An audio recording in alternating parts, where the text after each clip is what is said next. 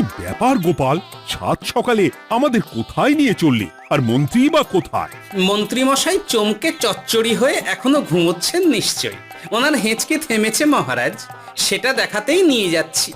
গতকাল রাতে ভূত সেজে এমন ভয় দেখিয়েছি যে হেঁচকি একেবারে বাপ বাপ করে উড়ে পালিয়েছে।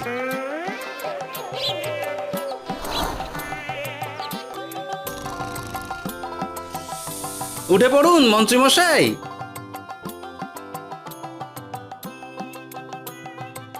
কি সাত সকালে সবাই এখানে কি করছে?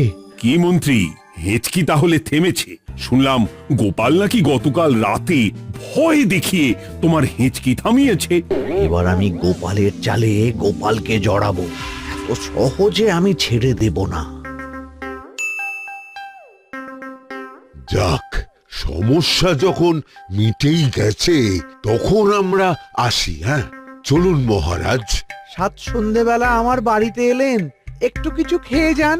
ও বোন, তুই সন্দেশ পেতে ওনাদের বসতে দে, আমি একটু বাজার থেকে নতুন গুড়ের পাথর নিয়ে আসি, ওনারা খাবেন তো। হ্যাঁ, এসব কি বলছে মন্ত্রী? কেন, ঠিকই তো বলছি। আচ্ছা ঠিক আছে ঠিক আছে, সন্দেশ পাততে হবে না। আমার এই এই এই নারকেলটা খুব নরম, এটার ওপরেই বসুন। আর বলবেন না মহারাজ, গতকাল রাতে ভয় পাবার পর থেকে হেঁচকে থেমেছে ঠিকই, কিন্তু ওনার মাথাটা বিগড়েছে। আসনকে সন্দেশ, মিষ্টিকে পাথর, বিছানাকে নারকোল, এমনকি এমনকি নিজের বউকে বোন বলে ডাকছে। সে কি, এটা আবার নতুন রোগ নাকি? না না, ব্যাপারটা তো ঠিক ঠেকছে না। এই তুই একটাও কথা বলবি না উট পাখি, পায়ে আঙুল দিয়ে দাঁড়া। উট পাখি? আরে, আমাকে দেখে আপনার উট পাখি মনে হচ্ছে? মন্ত্রী তো পা থেকে মাথা পর্যন্ত পুরোটাই ভুল বকছে। সব হয়েছে এই গোপালের জন্য। আহ, কি দরকার ছিল মন্ত্রীকে অমন ভয় দেখানোর? এই তো আমার বুদ্ধি কাজে দিয়েছে। মন্ত্রী মশাইয়ের চিকিৎসার দরকার মহারাজ। আর গোপালের দরকার কঠিন শাস্তি। যতদিন না মন্ত্রী সম্পূর্ণ সুস্থ হচ্ছে ততদিন গোপাল ওর দেখাশোনা করবে এবং চিকিৎসা সব খরচও বহন করবে। বৈদ্য, তুমি মন্ত্রীর চিকিৎসা শুরু করো।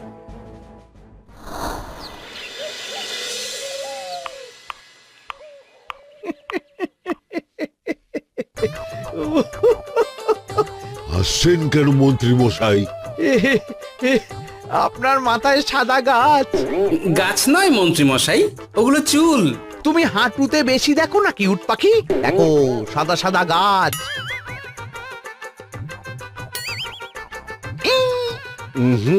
এনার চিকিৎসা করতে গিয়ে আমার নিজের মাথাই খারাপ হয়ে যাবে। না না না না, এ এ আমার দ্বারা হবে না। আমাকে ছেড়ে দাও তোমরা। দাঁড়ান বৈদ্য মশাই, যা চলে গেল। আমার আমার গলা শুকিয়ে যাচ্ছে, আমাকে একটু একটু পাখা দাও তো। আরে তুমি জল দিয়ে হাওয়া করছো কেন? পাখা নিয়ে এসো, তেষ্টা পেয়েছে। উফ, আগে তাও হুকুম করলে বুঝতে পারতাম কি চাইছে, এখন তো তাও পারছি না। কিন্তু এটা ভালো করে বুঝতে পারছি এসব মন্ত্রী মশাইয়ের চাল। এবার উচিত শিক্ষা দিতে হবে, কিন্তু কিভাবে কিভাবে?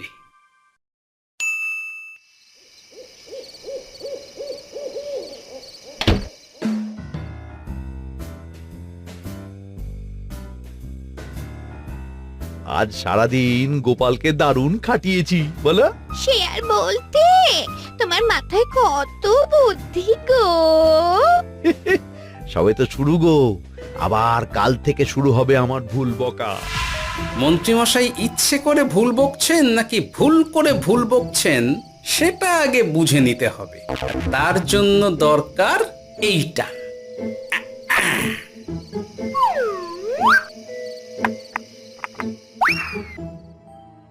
ওমা, কিসের শব্দ গো? দিয়েছি। না না, এবার তো আর কোনো ভুল নেই। মন্ত্রীমশাই ঢিলকে ঢিল বলেছেন আর জানলাকে জানলা, এটাই তো ছিল গোপালের পাতা জাল। সেই জালে যখন একবার পা দিয়েছেন তখন দেখুন কত ধানে কত চাল।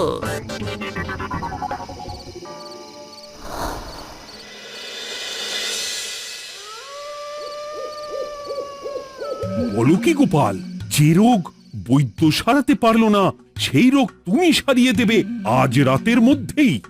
আগে মহারাজ, তবে তার জন্য চাই আপনার সাহায্য। কি সাহায্য শুনি?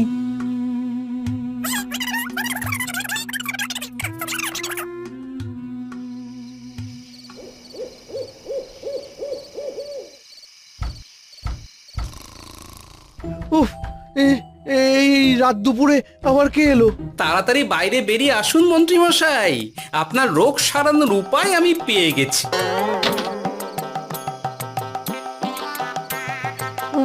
একি একি এত রাতে গোপাল নিশ্চয়ই কোনো ফন্দি হেঁটেছে।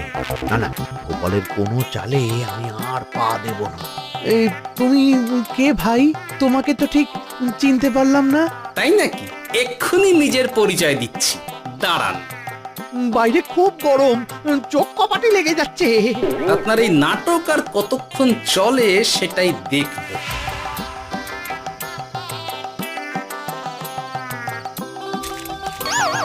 ওরে বাবারে, এই ঠান্ডায় মরে গেলাম রে। তুমি কি করলে? হ্যাঁ, কি করলে? এতেই রোগ সারবে মন্ত্রীমশাই।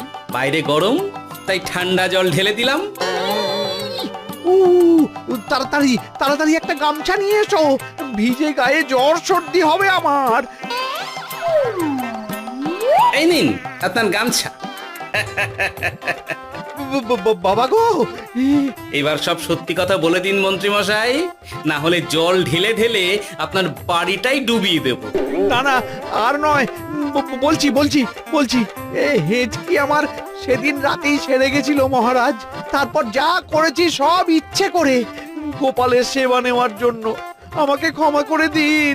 ছি ছি মন্ত্রী, তাহলে এসবের পিছনে তোমার ষড়যন্ত্র, আর আমি শুধু শুধু গোপালকে শাস্তি দিলাম। এবার এবার আমাকে একটা কম্বল দিন না মহারাজ। কম্বল দেওয়ার আগে তোমাকে আমি শাস্তি দেব মন্ত্রী। কাল থেকে আগামী 1 বছর গোপালের সেবা করবে তুমি, আর আমার কথা অমান্য করলে আবার ঠান্ডা জলে স্নান। হ্যাঁ, না না, করব করব, গোপালের খুব সেবা করব, আর এই ভুল দুবার করব না। তো আমার বোঝা উচিত ছিল বুনো ওল আর বাঘা তেঁতুলের বন্ধুত্ব হয় না, তারা একে অপরকে জব্দ করতেই পৃথিবীতে এসেছে। শুধু শুধু এই শীতের রাতে আমাকে কয়েকটা ঝক্কি পোহাতে হলো, না হলে এতক্ষণে আমি লেপের নিচে।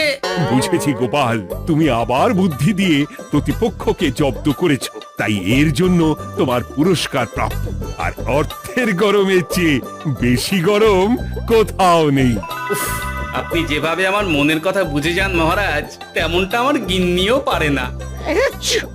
হেঁচকি সারলো, হাঁচি চলে এলো, দূর ছাই।